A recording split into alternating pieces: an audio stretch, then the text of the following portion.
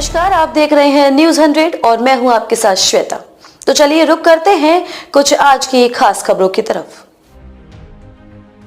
विधायक को बदनाम करने की साजिश कर रहे विपक्षी सुरेश चौहान, बेनामे की जमीन पर प्रशासन ने दिलाया कब्जा। आपको बता दें कि यूपी के जनपद संत कबीरनगर खलीलाबाद कोतवाली क्षेत्र के कसेला मोहल्ले में एक जमीन अवैध कब्जे को लेकर सोशल मीडिया पर वायरल किया गया, जिसमें कि धनघटा विधायक गणेश चौहान पर जबरदस्ती जमीन पर कब्जा कराने का आरोप लगाया गया।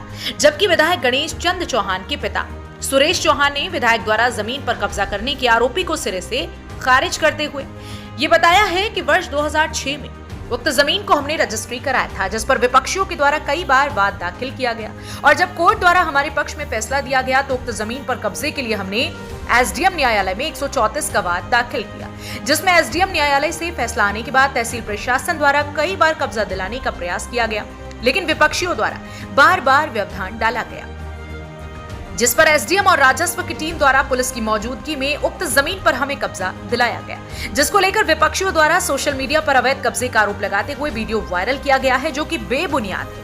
आगे उन्होंने क्या कुछ कहा, देखिए स्पेशल रिपोर्ट। अगर आपने अभी तक ये चैनल सब्सक्राइब नहीं किया तो तुरंत कर लीजिए और बेल आइकॉन प्रेस करना न भूलें। जमीन कब्जाने के लिए हमारा 6 में रजिस्ट्री है, उसका खारिज दाखिल है, सब कुछ है। फिर ये 7 में हमारे पर मुकदमा कर दिए और 7 में जब मुकदमा किए तो ये 11 में फिर हार गए।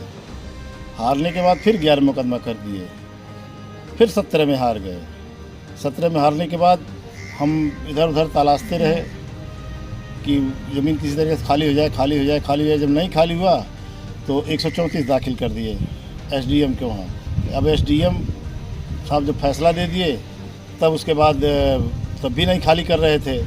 फिर दौड़ते किसी तरीके से एसडीएम को तैयार किए, फिर आए तो 2-3 बार एसडीएम आए लेकिन दीवार नहीं चलने दिए। विपक्षी क्या कर रहे हैं, विधायक का दबाव पड़ रहा है। विपक्षी कह रहे हैं विधायक का दबाव पड़ रहा है। विपक्षी अगर ये कहें कि विधायक का दबाव पड़ रहा है, विधायक अगर दबाव होता तो तुरंत जीत गए, तो तुरंत हो गया होता।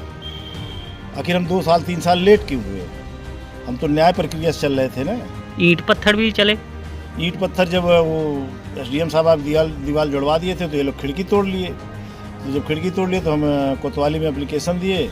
उसके बाद वहाँ से फोर्स आई, तो मामूली फोर्स आई, 2-3 लोग आए। तो जब तहसीलदार आए और लेखपाल आए तो जब जोड़ने लगे दीवार, तो उसके बाद ये ऊपर से लगा ईंट पत्थर चलने, तो हम लोग किसी तरीके से भाग के अपना जान बचाए। फिर ज़्यादा फोर्स आई, तब जाके दीवार पूरा हुआ।